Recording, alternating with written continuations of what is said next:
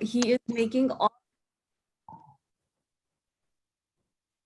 and he is making almost all the Ras formulations in at his place. He's director Yogakshem Ayurved Clinic, partner Ras Hridaya, that is an Ayurvedic pharmacy, and he's working as a production advisor to various Ayurvedic pharmacies.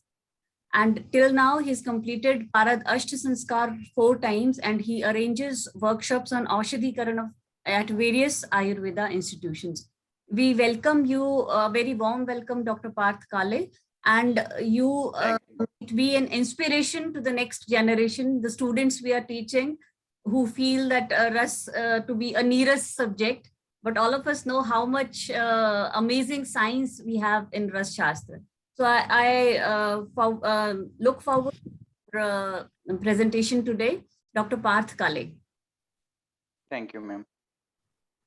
Shall I share the screen? Yes, yes.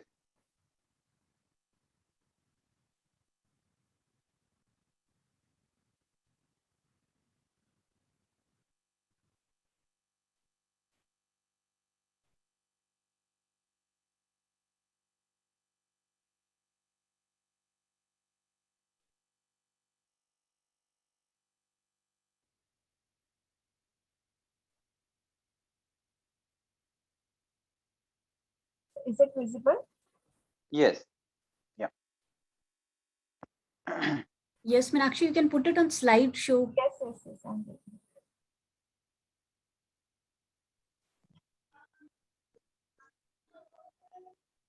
Okay. Shall I start? Yes, sir, please. Yes. So first of all, sorry for delay because some technical issues it got happened. And second thing is I'm not very habitual to speaking in English, so please bear my English. I will use some Hindi words maybe if I get stuck to any concept or anywhere. Sir, So, as you so feel comfortable. yeah. So starting with today's presentation, it's about Dhatu Prakran, and we are going to mainly dealing with Swarna Dhatu. Uh, so as ma'am said, uh, though we get pass out as a MD or PhD, etc., or maybe we are student of PMS or MD PhD, but many times the main issue is we are very familiar with Bruhatrayi, Charak Sushruta Vagbhat and their tikas also, but the issue is we are not very versed with these Rasa Granthas, and Rasa Grantha tika is another part or another level of understanding, I could say. But mainly we are not very versed with actual Rasa Granthas also. So before starting with actual Swarna Dhatu, as this topic came in starting only, I would like to suggest all students that we should read basic Rasa Granthas and tikas of whichever available for these granthas. Like for today's discussion, I have taken some picture of one of the tikka of Rasarasna Samuchay. It's not widely available, but in Pune, it's available at one of the manuscript collection naming Anand Ashram. So, Vaidyaraj Khare Shastri's tika about Rasaratna Samuchay is very good to learn Rasa Shastra as its core, because what we learn in Rasaratna Samuchay or Rasataringini, etc., they are mainly dealing with medicines or say medicine preparations, kalpas, and use of these kalpas in various diseases. But if you read Rasarnav Tantra or Rasarudaya Tantra, etc., book, which are mainly dealing with Dhatuvat concept, there you get to learn various siddhantas about Rasa Shastra, because Rasa Shastra Siddhanta part is mainly not taught in colleges also, or it's not a part of our syllabus also. But Rasa Shastra Siddhantas are mainly uh, incorporated in Dhatuvad. So we need to read Rasa Hruday Tantra, Rasaranav Tantra, Loha Sarvaswam, Dhatu Shastram. So various texts are there which give these concepts or these siddhantas, and on base of these siddhantas, various kalpas are designed or various processes are designed. So basic siddhantas are required to understand this science. So every student should at least read Rasa Hruday Tantra, Rasaranav Tantra, and Rasa Sar, these 3 or 4 books, I will say. And then if you read Rasa Ratna Samuchay, then you get to understand Rasa Ratna Samuchay by better sense. So coming to today's topic, Rasa Ratna Samuchay, 5th chapter is about Loha, Panchama Adhyaya. So this Adhyaya starts with actually classification of Lohas, that is Shuddham Loham Kanakarajatam Bhanu Lohashmasaram पूति Lohum द्वितीय मुदितम नागवंगाभिधानम मिश्रम लोहम तृतीय मुदितम पित्तलम कांस्यवर्तम धातुर्लोहे लोहे इति मता स्वप्य अनेक अर्थवाची. Next slide please. So Rasaratna Samuchay gives this classification of Loha. Every Rasa Grantha have their own way of classification of various these means dravyas, like Maharasa. You will get some variations according to Granthas. Like in Dhatus also you will get a variation in Granthas. But today we are dealing with Rasaratna Samuchay. So what Rasaratna Samuchay has to say about Lohas is Shuddham Loham, Uti Loham, and Mishra Loham. So there are 3 types of Loha: Shuddha Loha, Puti Loha, Mishra Loha. Many of us know these classifications. So Shuddham Loham Kanaka Rajatam Bhanu Lohashma Saram. So Shuddha Loha, they consider 4 main Loha as Shuddha Loha, that is Suvarna, Raupya, Bhanu means Tamra, and Lohashma Saram means Loha, iron. Puti Loha, Dvitaya Muditam, Naga Vanga Vidhanam. So Puti Loha they consider 2, Naga and Vanga, and Mishra Loham Tritayam. So Mishra Loha are 3, Pittala, Kanse, and Vartaloha. So we are actually going to deal with only one of these Lohas, that is Kanaka or Suvarna. But before going to that topic, we should know or we should understand what is Loha, and then we will come to this Suvarna. So if you can see this um, photo here, this is from Rasaratna Samuchay Tika of the Khare Shasti, which I mentioned earlier. So if you see start of this Tika, Suto loham yuto doshas त्यजत Lohum च सूत लोह समायोगत प्रयोगो देह धारका इति रसायन वोक्ते पारदस्य चारणायाम etc. So he have quoted one of the references from Rasarnava, and actually this is very basic and very important reference for Ayurveda, means medicine preparation also, and for chikitsa also. Suta lohayuta dosha tyajet loham cha sutayut. So when suta, this is parada, is combined with any loha, it uh, what we say tyaga. So uh, it becomes free of its doshas, and vice versa, means when any loha gets combined with parada, it also get uh, free of their doshas. So this is very important thing, that you should always make combination of rasa and dhatu. So if we say if we see, mainly they are not suggesting that you should use single loha or single parad. They are always insisting on use parad or loha in combination. And if you use this in combination, suta loha samayogat prayogo dehadharka. If you use it in combination, then this prayog will become as a dehadharaka. So you want to use these kalpas as a rasayana.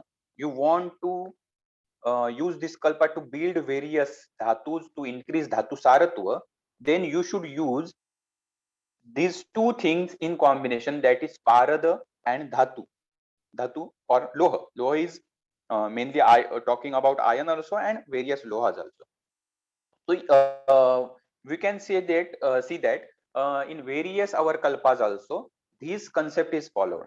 like we almost have kajjali in every kalpa, and with that various bhasma and herbs are mixed, and then uh, we get any kalpa. So everywhere they are following this concept, that is they are using loha with parada, and as we cannot use single parada as such, so they are using murchita parada, that is a very common form is kajjali. So they are using kajjali, or sometimes they are using rasa sindur, or they have advised to use rasa bhasma also, which is difficult nowadays, but yes, they have advised. So these concept we need to understand. As you have mentioned some uh, various gurus of rasa shastra in today's era, which are joined with our this venture. So Shashi Kumar Naitil sir, if you have heard from him, I don't know if he has mentioned, but I heard from him that uh, in his tradition they use uh, any bhasma with rasa sindur. They triturate bhasmas with rasa sindur and then they use. As rasa sindur is a parada murchana, so any bhasma combined with parada murchana, parada act as yoga vahi, and you get enhanced qualities of that particular bhasma. So they always use in that combination. So this concept is very important, you can understand. And for this adhyay, this tikakar is saying why this panchama. So as we are doing parayana, so we should know some concept theoretically also, why this loha adhyay is placed in fifth place in this Rasaratna Samuchaya. He is discussing about that also. So first thing, why Loha is important, and then he will come to why fifth chapter is about Loha. So as this prayoga is Dehadharaka, this is one of the important part. Second part, पारदस्य जारणायाम बीजरूपेण उत्कृष्टोपकारत्वाद वक्षामण लोह कल्पोक्त विधि सिद्धानाम लोहानां तादृकुपयोग सिद्धामपि. So as these loha act as a bija in various parad sanskar. We know in parad jarana there are various bija used. I don't want to complicate this concept very much, as many students may be not very versed with these bija and etc concept. But for easy understanding, we can compare this. Means there is a book naming Ayurvediya Rasaushadhi Nirman. The author is Shadho Kulkarni. This book is actually in Marathi, but very good book for Aushadhi Nirman. Like SOPs, he have given every important kalpa, how to prepare step by step, and you can just follow that method and you will get the same results. So in this book, discussing about Parada Sanskar conceptually, he has put forward this concept that you can compare Parada Sanskar or Parad Jarana or Kupipakwa Nirman with Sneha Kalpana. Because like in Sneha Kalpana, we have Kalka, Sneha as a Pradhan Dravya and Drava Dravya. Mainly these three ingredients are there: Kalka Dravya, Sneha Dravya, and Drava Dravya. So he have put forward that Sneha Dravya is which is going to be get processed, or we are doing sanskar on this Sneha Dravya. But we are doing this sanskar with Kalka Dravya, means this sneha is going to take gunas from this kalka dravyas, and to get these gunas it requires some time of span of time, and that span of time is provided by the drava dravya, because uh, till drava dravya is there, the temperature won't exceed 200 degrees Celsius, and that sneha won't get burned. So it gets some time span for that paka, and this pak is happening mainly in between kalka dravya and sneha dravya. Likewise, in parada sanskar, or not going to jaran, just we may understand kupipakwa. In kupipakwa rasayanas, uh, we have this one bija. So bija is mainly dhatus. Second is what we are going to process is parada. So parad is acting like in sneha kalpana sneha. So here the parad is there, and as a dravadravya, Gandhak acts because on the temperature of that Kupipakwa rasayan, Gandhak gets liquefied, and for almost or mainly for all the time span, Gandhak is in liquid state. So Gandhak provides that time span because as Gandhak is there, the temperature won't exceed and Parad won't get evaporated or get free. So Gandhak gives that media or gives that time span, and mainly the park is happening between Parada and Bija, that is Dhatul. Like in Suvarna Sindur, we will see some photos afterwards. Like in Suvarna Sindur, we have Suvarna, which is acting as a Bija, and Parada, which is getting processed or get samskarita by this Suvarna, and Gandhak is providing them time. I won't go in detail now because there is much to talk on how Gandhak acts in these rasabandhas, etc., etc. So today's topic is Suvarna. So coming to next, this is important. Why dhatus are taken? Because they are acting as a bija, and because of their action of like bija, utkrishto upakaraka, they are doing upakar on this overall process or on this parada because they are giving their own gunas to this parada. So we are getting extreme or properties of these dhatus with combined with parada in form of jarana or in rasabandha. Another thing is why this is placed in a fifth place, because in fourth chapter we have seen some ratnas also, and as ratna come from various pashana or various stones, so dhatus are also coming from various ores and pashanas. So as a utpatti is same, they are saying that fifth chapter is kept uh, with lower concept after that ratna discussion is over. So this is why this is in fifth place, and what is the importance of dhatu. And next thing is dhatur lohe luhe ite mataha. So this tika talks about that also. Luha lohe, dhatur loha shabda sadhuko bhaupadika, topi karsharthavachi. So main dhatu in loha word is luha. So nirukti is from luha dhatu. So luha dhatu is karsharthavachi. So from luha dhatu, we understand that this is karshaka. So this is very interesting. Why we should understand this nirukti? Uh, Luha dhatu explains about karshana. So by karshana we can understand that it is somewhat apatarpaka. So in Ayurvedic terms, it does apatarpana or does lekhana or does bhedana.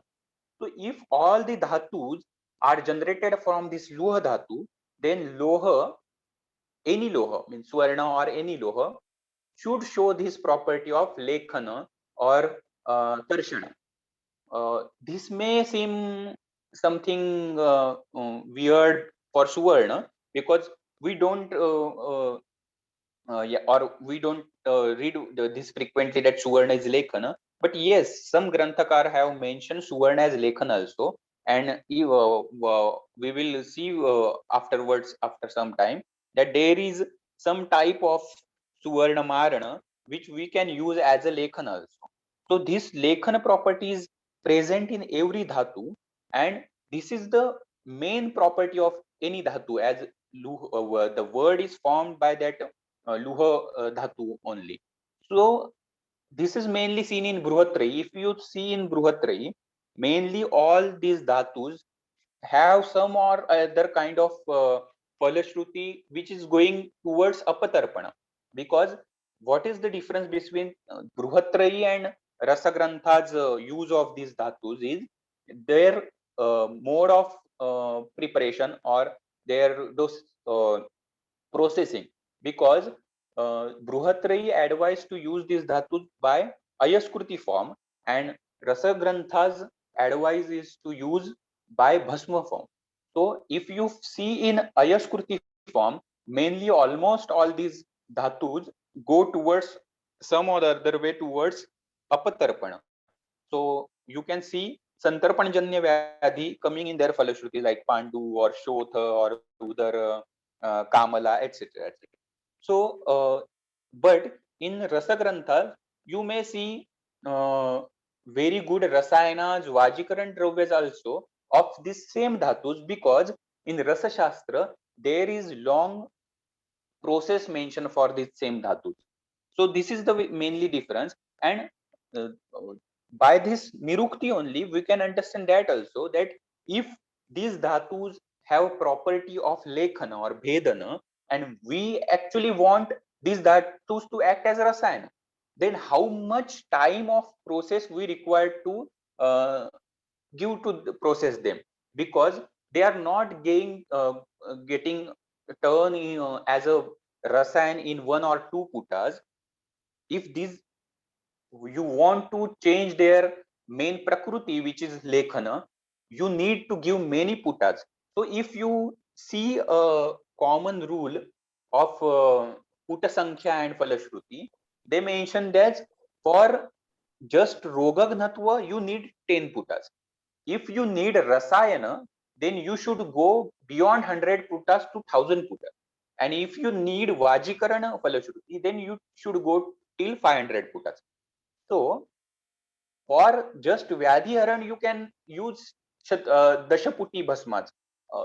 Not less than that, but you can use Dashaputi Bhasmas. But for Rasayana, as you go beyond 100 putas, you actually get Rasayan action. So actually getting Rasayan action is not that easy, because their main property is Lekhana, and you are almost turning it round away to Rasayana or to Bruhana or to Santarpana.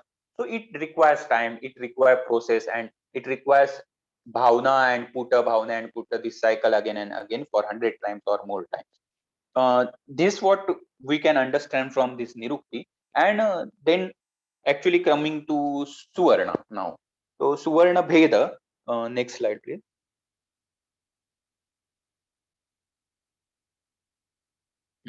Suvarna Bheda. So now Rasaratna Samuchaya mentions about Suvarna Bheda or type of Suvarna.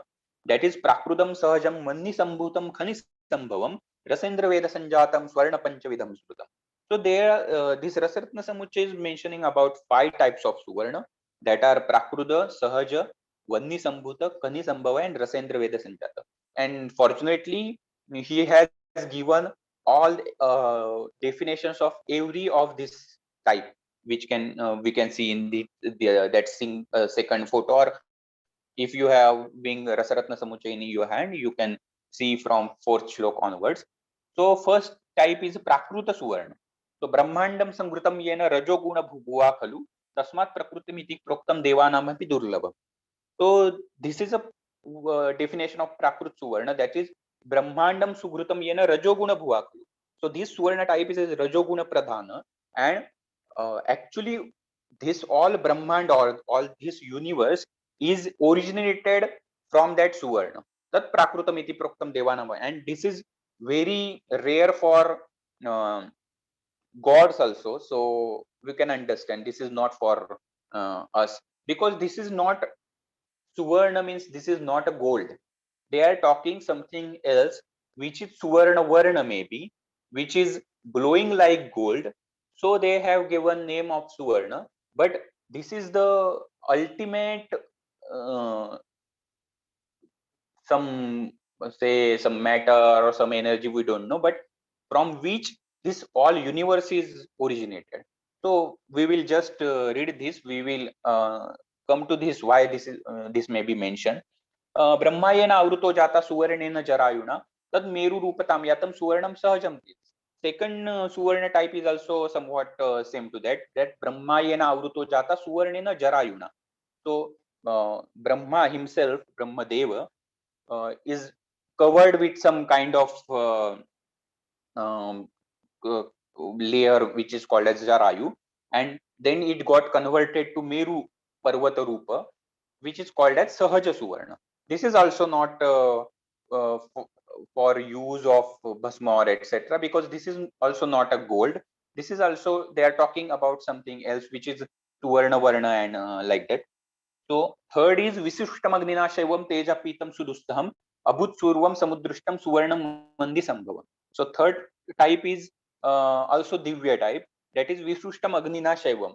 We all know the story, mythological story of Utpatti of Parada, how means Shiva and Parvati were involved in Maithuna for Janma of Kartikeya, and then Agni came there with Kapoti Roop, etc. So in same katha, when that God Shiva throw his cement towards Agni, he cannot bear that virya, and so it got fallen on earth, and from that virya, various dhatus got formed, and Suvarna is also formed by the same way. So they are talking about that story.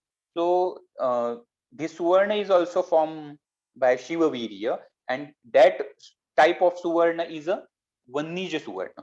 So though this is a we can say mythological concept, but here comes the Utpatti Katha of Suvarna.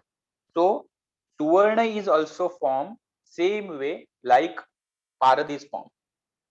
So same by same way, that is from Shiva Virya, Suvarna is formed, and second part is from Agni, it got turned to earth. So through Agni it's formed. If we see another, sorry, next slide. If we see another Utpatti Katha mentioned there, maybe it's blurred, but it's mentioned in this Khare Shastri Tika, that Pura Nijashramasthanam Saptarshinam Nijatmanam Patnir Vilokya Lavanya Lakshmi Sampanna Yauvanam Kandarpa Darpa Vibhranta Chetaso Jata Veda Patitam Yad Dhara Pushte Retastad Hemat Miyatam. So there is another story also, that looking towards wives of Saptarshi, that Indra's semen got fallen from sky to earth, and from that gold got formed. So, not going to very details in these mythological stories, but this is very important to know every student, that these mythological stories are not mere some mythological myths or stories. They actually have some hints you should think about. Like in every story, there is some hint. If you pick that hint, you may use that hint as a siddhanta for that dravya, or you may use this hint as a some concept for processing of this dravya, or mainly these hints are for chikitsa, how to use these dravyas in chikitsa also. So here, what is very important is Suvarna is formed from Shiva Virya, or another concept is also about Shukra. So one thing is it is originated from Shukra Dhatu. Another form is it got originated from Agni.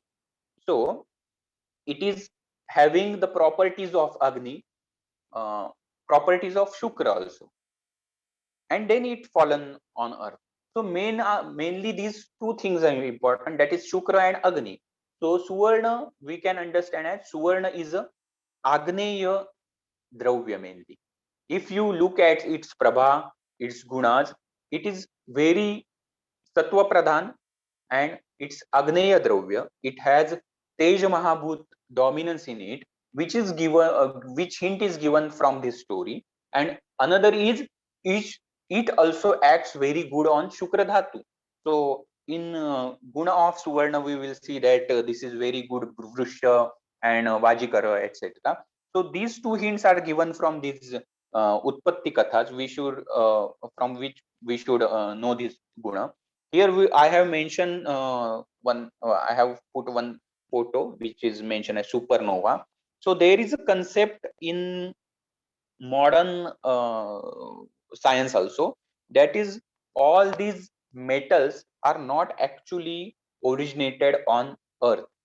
If you see in almost all rasa granthas, Utpatti Katha of these rasa dravyas, they don't mention that this got uh, originated on earth, etc. They always mention that it got fallen on earth, and that got settled anywhere on any place on earth. So they are always mentioning it got fallen from anywhere from outside earth. So if you see in modern concept also, the supernova concept mentions that when any star bursts after its life completing its lifespan, so after that star death, there are various particles get thrown in this universe, and then they get fallen on various grahas, like during formation of earth also there were many collisions on earth, and through these uh, collisions actually various metals got deposited in earth crust. So these almost all these metals are not actually formed on earth, they are almost all are aliens for earth. So suvarna is formed in same way, which is also discussed in this Utpatti Katha.